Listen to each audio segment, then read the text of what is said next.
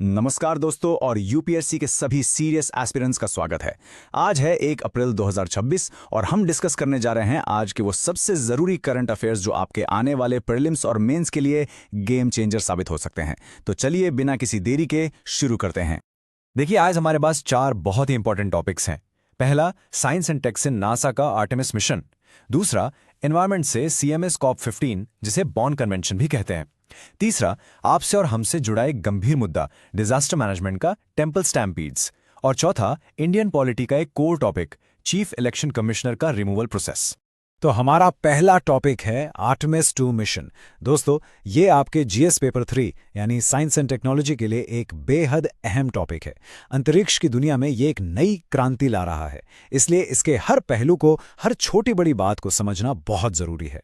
तो खबर आखिर है क्या? खबर यह है कि नासा ने अपना आर्टेमिस 2 मिशन सफलता के साथ लॉन्च कर दिया है। इसमें 4 एस्ट्रोनॉट्स को चांद की तरफ भेजा गया है। लेकिन यहां एक चीज गौर करने वाली है, ये एक 10 दिन का फ्लाई बाय मिशन है। इसका सीधा सा मतलब है कि एस्ट्रोनॉट्स चांद पर लैंड नहीं करेंगे, बस उसके पास से चक्कर लगाकर आपसे हमसे मिलने धरती पर वापस आ जाएंगे।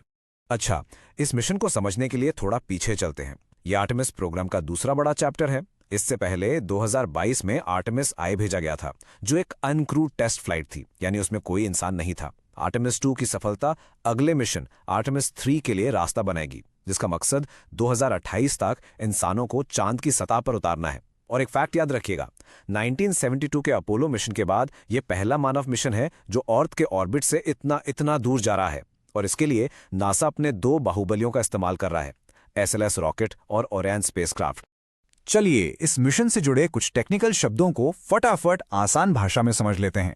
फ्लाई बाय मतलब किसी आसमानी पिंड जैसे कि चांद के पास से गुजरना उस पर पैर रखे बिना। SLS यानी स्पेस लॉन्च सिस्टम, ये नासा का अब तक का सबसे शक्तिशाली रॉकेट है। ल्यूनार फार साइड, चांद का वो हिस्सा है जो हमें धरती से कभी भी नहीं दिखता। और ग्रेविटी असिस्ट एक कमाल की टेक्निक है जिसमें किसी ग्रह की ग्रेविटी का इस्तेमाल करके स्पेसक्राफ्ट की स्पीड बढ़ाते हैं और इससे फ्यूल भी बचता है। अब सबसे बड़ा सवाल, ये मिशन यूपीएससी के लिए इतना इंपॉर्टेंट क्यों है? देखिए, इसके 4 मुख्य कारण हैं।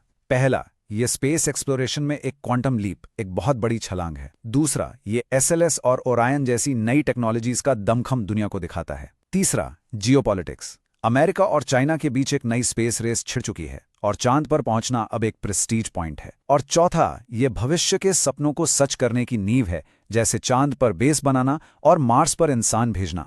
अगर हम आर्टेमिस 2 की तुलना 70s के अपोलो मिशन से करें तो ये कई मामलों में आगे है। ये ज्यादा फ्यूल एफिशिएंट है क्योंकि ये मॉडर्न ऑर्बिटल मैकेनिक्स का यूज करता है। इसके जरिए इंसान धरती से अब तक की सबसे ज्यादा दूरी तय करने वाले हैं। लेकिन हर बड़े मिशन में चुनौतियां भी होती हैं। इसका रास्ता अपोलो से ज्यादा लंबा और कॉम्प्लेक्स है, और क्योंकि मिशन 10 दिन का है, इसमें रिस्क भी थोड़ा ज्यादा है। चलिए अब प्रीलिम्स के लिए कुछ किलर फैक्ट्स नोट कर लीजिए। इस मिशन को यूएसए के फ्लोरिडा से लॉन्च किया गया। अपने सफर में यह स्पेसक्राफ्ट चांद के फार साइड से लगभग 6,500 किलोमीटर दूर से गुजरेगा। और हां, इसके साथ ही ये लोग धरती से सबसे दूर जाने वाले इंसान बनकर एक नया रिकॉर्ड बना देंगे। वापसी पर स्पेसक्राफ्ट समुद्र में स्प्लैश डाउन करेगा, जहां से एस्ट्रोनॉट्स को सेफली निकाल लिया जाएगा। आइए इस टॉपिक पर एक प्रैक्टिस क्वेश्चन सॉल्व करते हैं। पहला स्टेटमेंट कहता है, ये चांद के फार साइड पर इंसान उतारने वाला पहला मिशन है। नहीं, ये बिल्कुल गलत है। हमने अभी पढ़ा कि ये एक फ्लाई बाय मिशन है। दूसरा स्टेटमेंट, ये अपोलो के मुकाबले ज्यादा फ्यूल एफिशिएंट ट्रेजेक्टरी का इस्तेमाल करता है। हाँ, ये बिल्कुल सही है। तीसरा स्टेटमेंट, इसमें SLS रॉकेट और ओरायन स्पेसक्राफ्ट का इस्तेमाल हुआ है। ये भी सही है। तो सही जवाब क्या हुआ? ऑप्शन बी, यानी 2 और 3 ओनली। मेंस में इस पर ऐसा सवाल बन सकता है, आर्टेमिस प्रोग्राम अपोलो युग के दायरे से आगे बढ़ते हुए अंतरिक्ष अन्वेषण में एक नए युग का प्रतीक है। चर्चा करें। अगर ऐसा सवाल आए तो आपका आंसर स्ट्रक्चर कैसा होगा? आप इन पॉइंट्स को यूज कर सकते हैं। अब फोकस सिर्फ जियोपॉलिटिकल रेस पर नहीं बल्कि साइंटिफिक कोलैबोरेशन पर है। अब चांद पर एक सस्टेनेबल प्रेजेंस यानी मून बेस बनाने पर जोर है। इसमें एडवांस्ड और यूजेबल टेक्नोलॉजी का इस्तेमाल हो रहा है और ये आगे चलकर मार्स जैसे इंटरप्लानिटरी मिशंस का रास्ता तैयार कर रहा है। ओके, तो स्पेस से अब वापस आते हैं जमीन पर। चलिए अब हमारा अगला टॉपिक देखते हैं, जो है CMS COP15, जिससे बॉन कन्वेंशन के नाम से भी जाना जाता है। ये आपके जीएस पेपर 3 एनवायरनमेंट सेक्शन के लिए एक बहुत ही जरूरी टॉपिक है। तो खबर यह है कि हाल ही में ब्राजील में कन्वेंशन ऑन माइग्रेटरी स्पीशीज की 15वीं कॉन्फ्रेंस ऑफ पार्टीज यानी COP15 पूरी हुई है। और इसका सबसे बड़ा आउटकम क्या है? 40 नई प्रजातियों को प्रोटेक्शन लिस्ट में शामिल किया गया है, जिनमें चीता और स्नो लेपर्ड जैसे आइकॉनिक जीव भी हैं। और ये फैसला हवा में नहीं, बल्कि एक नई ग्लोबल रिपोर्ट के बेसिस पर लिया गया है। इसका बैकग्राउंड समझना जरूरी है। देखिए, CMS को बॉन कन्वेंशन इसलिए कहते हैं क्योंकि इसका सेक्रेटेरिएट जर्मनी के बॉन शहर में है। सिंपल, ये यूनाइटेड नेशंस एनवायरनमेंट प्रोग्राम यानी UNEP के अंडर एक इंटरनेशनल ट्रीटी है। इसका मकसद है उन प्रजातियों को बचाना जो रेगुलर इंटरनेशनल बॉर्डर्स क्रॉस करती हैं। और हाँ, इंडिया 1983 से इसका मेंबर है और इसकी मीटिंग हर 3 साल में एक बार होती है। इस कन्वेंशन में 2 मुख्य लिस्ट हैं जिन्हें अपेंडिक्स कहते हैं। अपेंडिक्स I में उन प्रजातियों को रखा जाता है जिनके विलुप्त होने का खतरा सबसे ज्यादा है, इन्हें स्ट्रिक्ट प्रोटेक्शन चाहिए। अपेंडिक्स 2 में उन प्रजातियों को रखा जाता है जिनके बचाव के लिए इंटरनेशनल कोऑपरेशन जरूरी है। और दोस्तों, प्रीलिम्स के लिए ये पॉइंट स्टार मार्क कर लीजिए। एक ही प्रजाति को अपेंडिक्स I और 2 दोनों में लिस्ट किया जा सकता है। ये म्यूचुअली एक्सक्लूसिव नहीं है। UPSC यही ट्रैप करता है। UPSC के लिए इसकी अहमियत क्या है? पहली बात, ये ग्लोबल कंजर्वेशन में इंडिया के बढ़ते रोल को दिखाता है।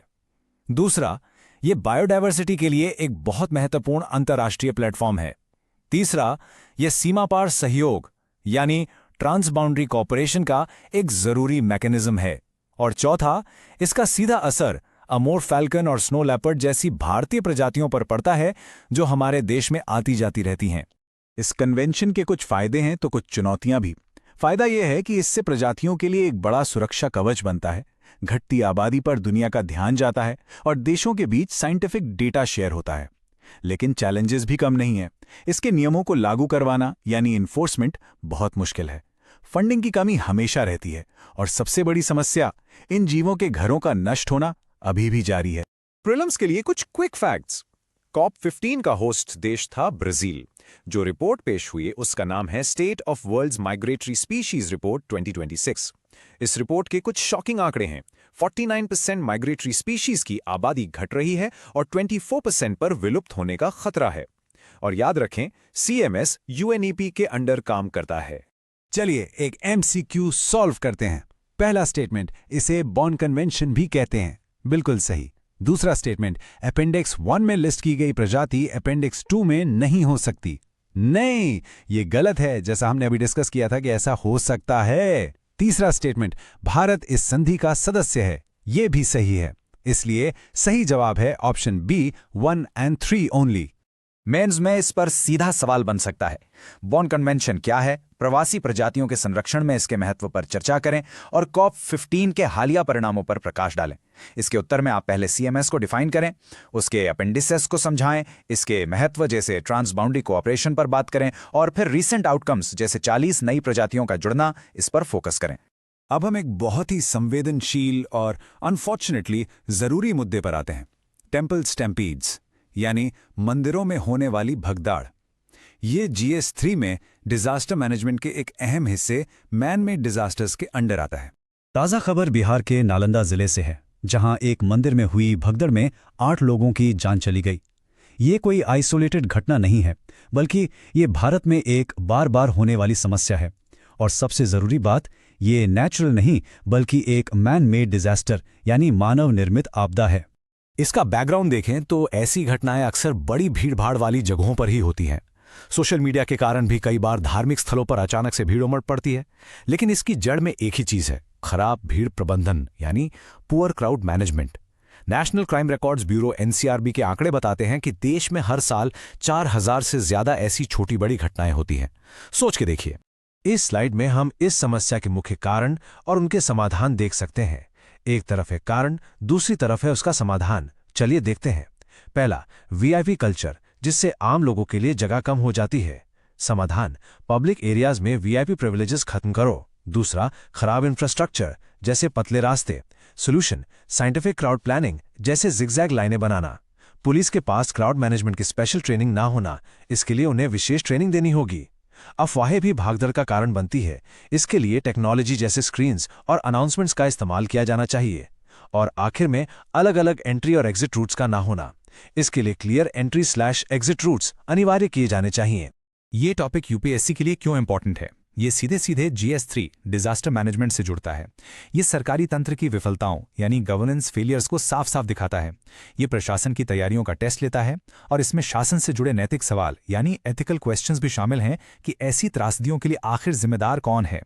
इस बार मेंस का एक पोटेंशियल क्वेश्चन है। भारत में भगदड़ को अक्सर मानव निर्मित आपदा कहा जाता है। सार्वजनिक स्थलों पर ऐसी घटनाओं के बार बार होने वाले कारणों का परीक्षण करें और प्रभावी शरण नीतियां सुझाएं। इसके उत्तर में आप पहले इसे मैन मेड डिजास्टर के रूप में डिफाइन करें, फिर कारण जैसे VIP कल्चर, इंफ्रास्ट्रक्चर लिखें, फिर स्ट्रैटेजीज जैसे साइंटिफिक प्लानिंग, ट्रेनिंग सुझाएं और अपने आंसर को एक्स्ट्रा मार्क्स के लिए NDMA की गाइडलाइंस का जिक्र जरूर करें। चलिए अब आज के आखिरी लेकिन बहुत ही इंपॉर्टेंट टॉपिक पर चलते हैं। चीफ इलेक्शन कमिश्नर यानी CEC को पद से हटाने की प्रक्रिया।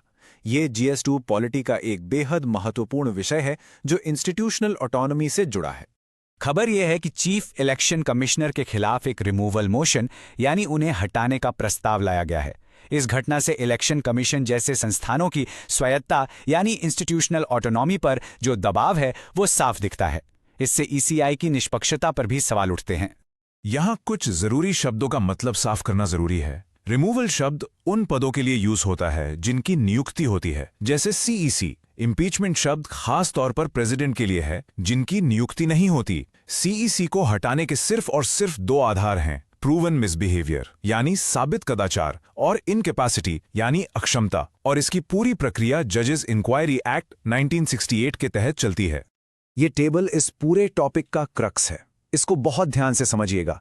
CEC और दूसरे इलेक्शन कमिश्नर्स या EC को हटाने की प्रक्रिया अलग है। CEC को ठीक उसी तरह हटाया जा सकता है जैसे सुप्रीम कोर्ट के जज को, जो एक बहुत कठिन, आसान नहीं बहुत कठिन प्रक्रिया है। वहीं EC को CEC की सिफारिश पर प्रेसिडेंट द्वारा आसानी से हटाया जा सकता है। इसलिए CEC का कार्यकाल ज्यादा सुरक्षित है, लेकिन पावर्स के मामले में CEC और ECS दोनों बराबर हैं। यह टॉपिक GS2 के लिए क्यों इंपॉर्टेंट है? पहला, यह कॉन्स्टिट्यूशनल बॉडीज से जुड़ा है। दूसरा, यह सेपरेशन ऑफ पावर्स के सिद्धांत से संबंधित है। तीसरा, यह इलेक्टोरल रिफॉर्म्स का एक कोर टॉपिक है।